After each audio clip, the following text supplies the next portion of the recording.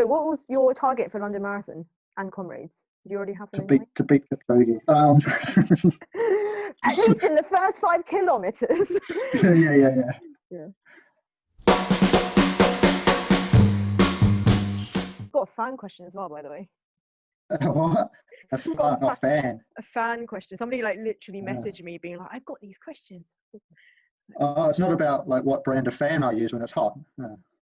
This bit is going in. No, it's all about the manual ones, isn't it? Made of bamboo. Yeah, I've got some actually. If we go back to the beginning of lockdown, cast your mind to March, was it the 18th? Something like that, yeah. But was there a moment realizing you're like, oh my God, I'm going to change my routine or whatever drastically, like, and how am I going to do this?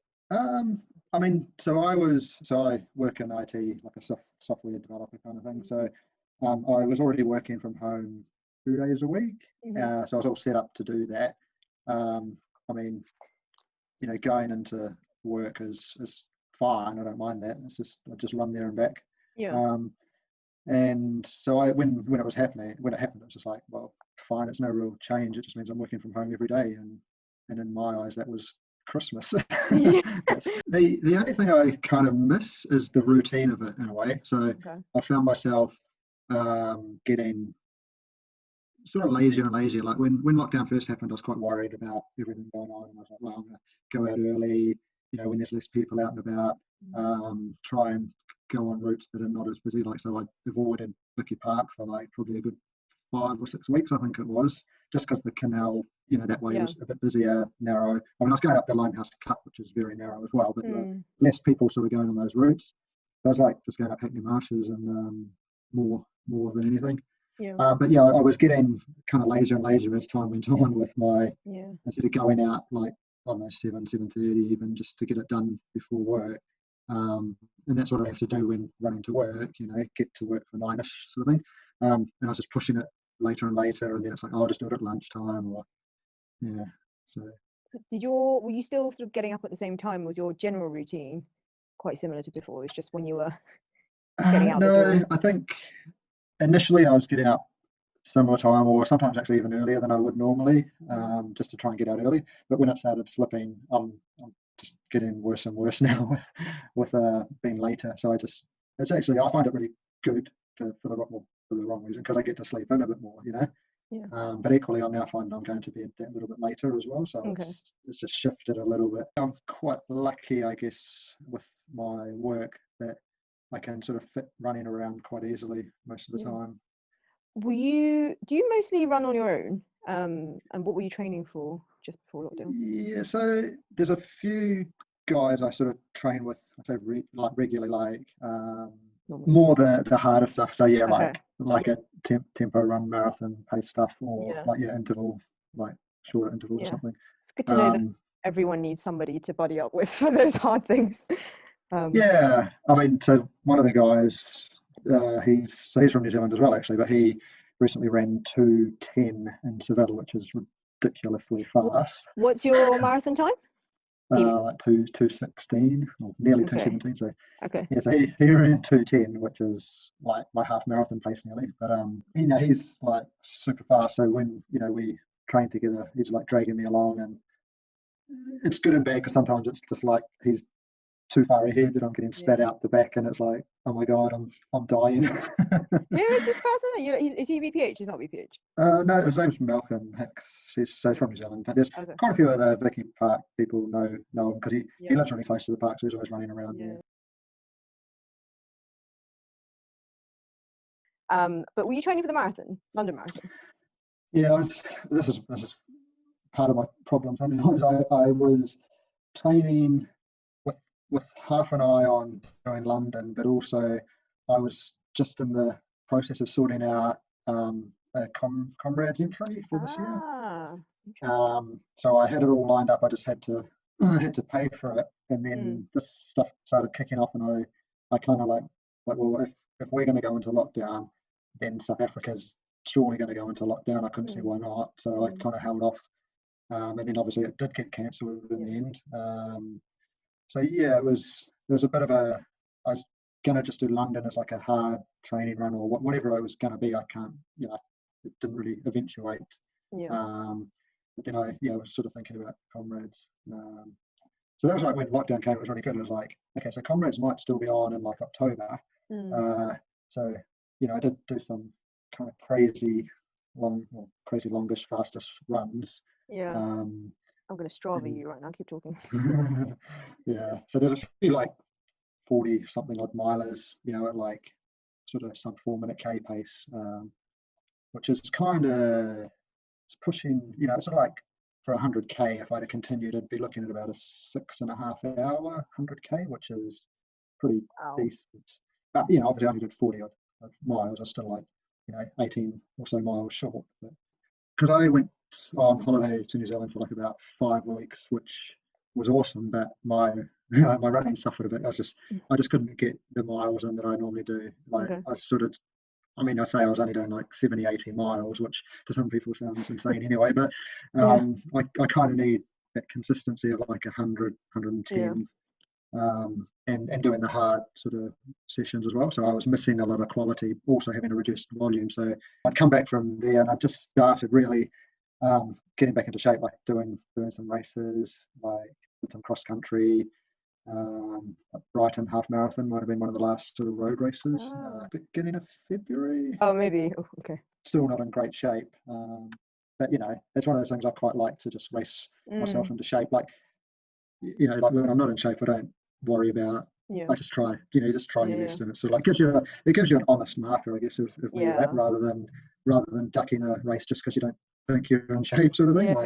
And you get way more out of the race. Like there's no way I would have run 13 odd miles in like 69 odd minutes, whatever it was, in a training run. So it's sort of win-win in a way.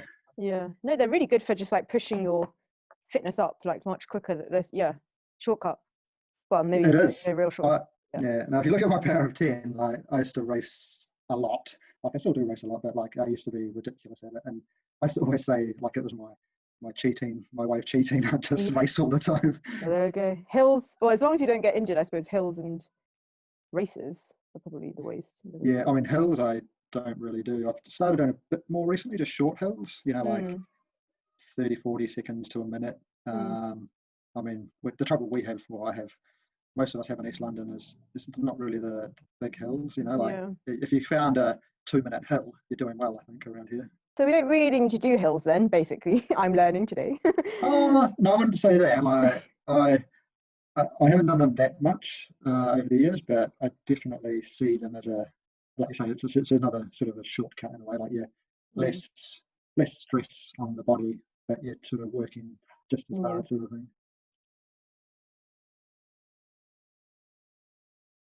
Well, like in my typical marathon build-ups, I'll be doing like basically 100 is kind of my minimum, sort of 110, 120 on a big week. So yeah, it's always 100 to 120 really. Okay. Right.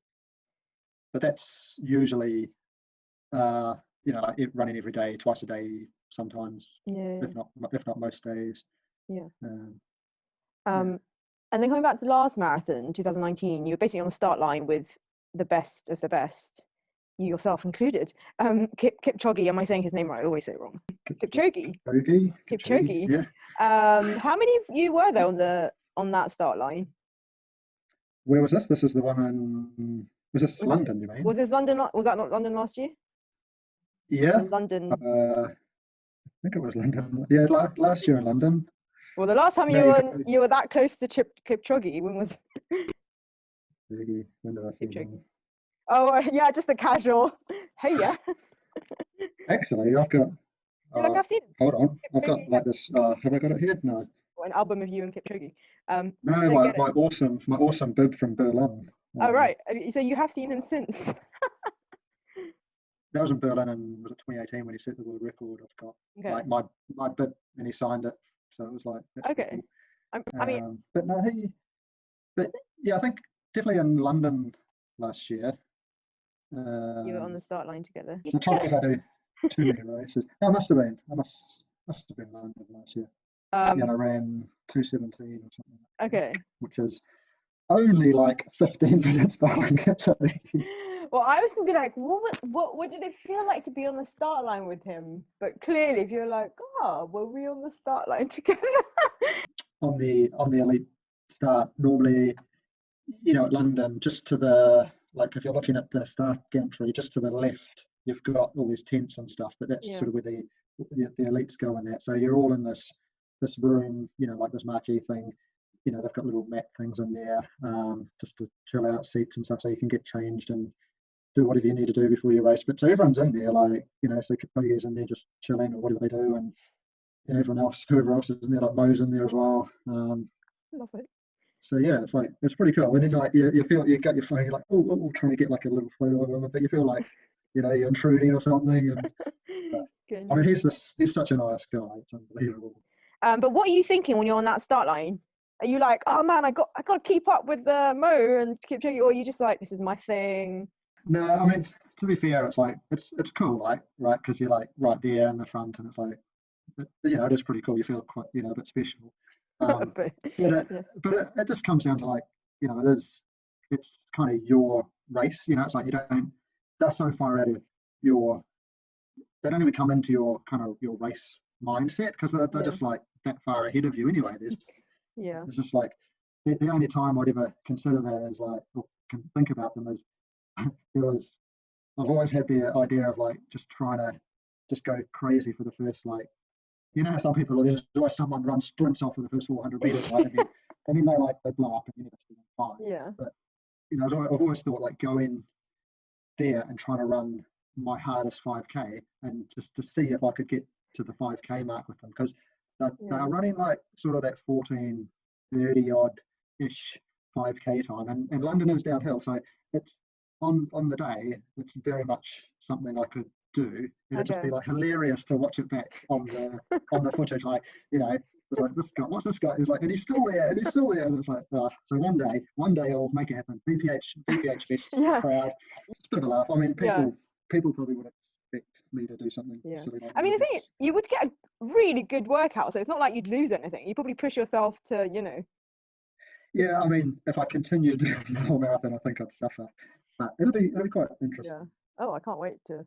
Don't tell anyone, just do it, and then we'll be like, oh my god, it happened this time. Yeah. Yeah, no. I'll just do it in my Spider-Man suit. That might actually work. Oh yeah. What's your next suit? I mean, I really like Iron Man. Like he's pretty cool. But I think for continuity, I'd probably stick with Spidey. Okay. Spidey's kind of. Can you do all the other moves? That's where I'm a bit crap. I'm not flexible. It's like I would like go down a bit. Not flexible. I can make the sound like. You can make the sound effects. Oh, yeah. Oh, yeah, that was close. Yeah, close. Work on that one for the next. I have to say, before lockdown, I hadn't really noticed. I mean, maybe you were posting pictures, but I hadn't really noticed anything like too exciting on. Sorry, too exciting on your pictures. But then, or maybe I just wasn't really looking. But at some point, you were posting really fun pictures. Started off lockdown posting pictures of like castles and stuff. No, that was one of the last one. That was back in February. Oh, right. So that one. Okay, I see. Because you're not running with anyone. That's just because you're fast, not because it's lockdown. Okay, fine. I was like, oh, he seems to just be running on his own. And then crazy, man. It's like this old abbey, and it just went into disrepair. And it's like, oh my god! Like, imagine if this was still going, like, kept maintained. Is that in Yorkshire? Am I confused? Yeah, it is. Yeah, I think I've been there. Then it became sheepdogs. Oh no, just you posted a sheep in black and white, and then you posted a dog. No, that was just because of my route. The route that I ran, it looked a bit like one of them, a sheep or a. Oh right, okay, yeah. So I wasn't sure. Look at that in context. Resembled. Yeah. Because then you started doing these like gel ones. You started crazy laps you were doing. Oh yeah, and then all the different things you were taking on these crazy laps that you were running. So somebody told me that you'd run 50 laps around Hackney Marshes or something. Did that happen? It's a 2-mile lap, so 50 laps would be insane. But yes. I was 10, so it was like a 20-miler, just running around. Okay. The grassy bit. That was quite cool because it was just on the grass. You've got way more freedom of avoiding people when it's a problem, and it's a bit easier on the legs. But equally, it makes you kind of a bit slower. Really, it's actually harder to run on the grass. Did you have a plan at the beginning of saying, okay, well, these races aren't going to happen, this is what I'm going to do? And how has it changed since the beginning? I mean, initially, I took the government advice and did my one outdoor exercise a day. I was a very compliant citizen. Yeah. So the whole, what was it, April or whatever it was, or 5 weeks from March, April, I was doing one run a day. Okay. However, I was probably taking it to the extreme on some days, but like it was kind of like a minimum of 2 hours a day, and then on the long runs, I was getting up to 4.5 hours on like that's what I was doing, like the 41, 42 odd miles. I was trying to get in like 15 minimum. After about a week or something, like it's quite hard to start with, just doing something like that, and then it seems to just click, and you get used to it, and it's like even now that I've stopped doing that, I find it a bit more daunting to have to consider doing 15. It's sort of, Yeah. I think I had about 10 weeks averaging maybe 130 miles a week. Yep. Whereas it had been a while since I do the odd 130-mile week, but to do kind of 10 or something averaging that was quite a lot more than I would normally do. Yeah. So just what actually probably happened is I just got really, really fit for like kind of ultra stuff. Like if I was to do a 50 or 100K. Yeah. Should do a virtual one. Because that was still actually on the table for a little bit during lockdown. So that was kind of half of the idea that if it was on, I'm in a really good position. Because South Africa was in a much worse lockdown than us, and a lot of the guys that do really well at Comrades are South African. So if it did go ahead, they weren't able to train. So you're like, I'm in there, gonna win. So hoping it was going ahead. Well, so it's definitely, because I know London Marathon is meant to be October as well, isn't it? Wow. Yeah, Probably not, but I don't know. They keep avoiding saying anything. Yeah. I think that's gonna. I don't know. I don't know. They're not gonna close the roads or anything, are they? They're not going to do the big thing. No, of course. Yeah, but it's got to be different. It's got to be like a less people, maybe a smaller course, like a different course even. Yeah. Elite, maybe just elites, and yeah I don't know. It's a tough one. Just you and Kipchoge.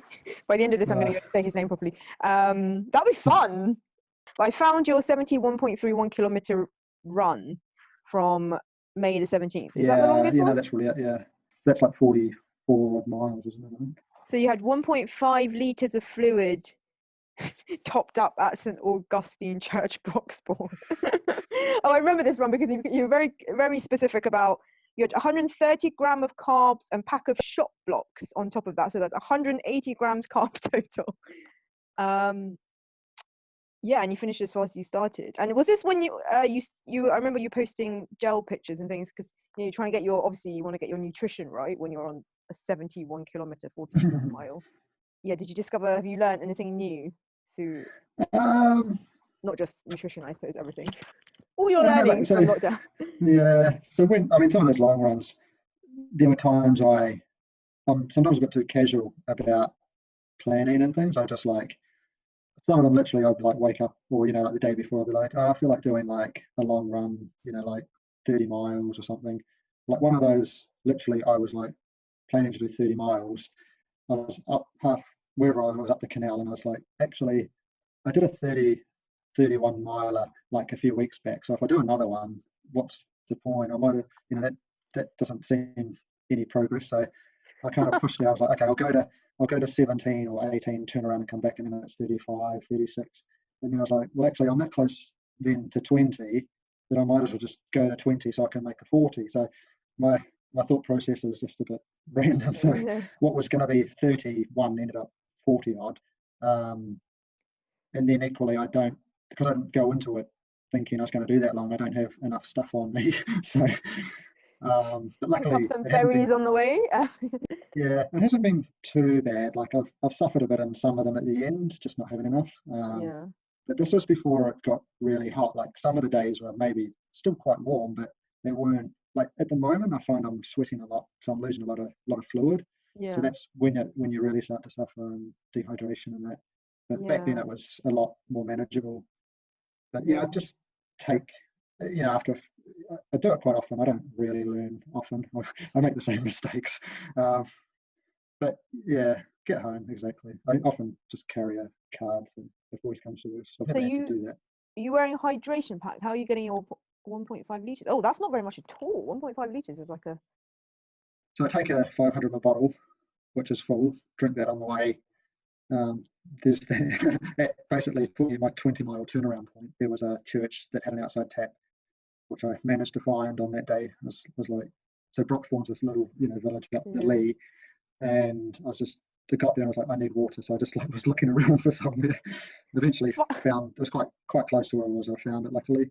But then just, fill it up, drink some, fill it up, and then run back sort of thing. Yeah. So I'm only carrying 500 ml at a time. 20 miles on 500 mils is not very much talk, but yeah. Good and that's why sometimes at the end I suffer a bit. Yeah, and then and then gel. So how you just carried a few gels? Because I remember you on a different run then said, look, this time I carried more gels. I learned. Yeah, I can't find that one, but that was fun. Oh, there we go. And then a Red Bull. Oh, so you then did a 69 kilometer 5-hour run. About what? 10 days later. So you're having choco milk, is that right? Probably the same route. Oh, the same. Oh. Just because I found that route just going straight up the Lee, it just goes for miles. Yeah. It's quite it gets a little bit. It's narrow but there's not many people, so it's quite nice. Done a bit of that. Oh, by the way, what was your target for London Marathon and Comrades? Did you already have them to beat Kipchoge? At least in the first 5 kilometers. Yeah. I don't know. I mean, most marathons these days, I'm always trying to run 2:15 because my PB is 2:16, and it's like I should have run 2:15, but I haven't. So one day I'm gonna. Why do you what do you think you should have done it last year? No, I just think because I ran 2:16 back in 2011, and I've lowered my half PB, I've lowered my 10K, and every a lot of the time of training just points to that sort of 2:15, and there's no reason. Well, I think I should have run a 2:15, but sometimes I've had some bad luck along the way and whatnot, and then so it just hasn't happened. But I think I'm just still young enough to be able to do it.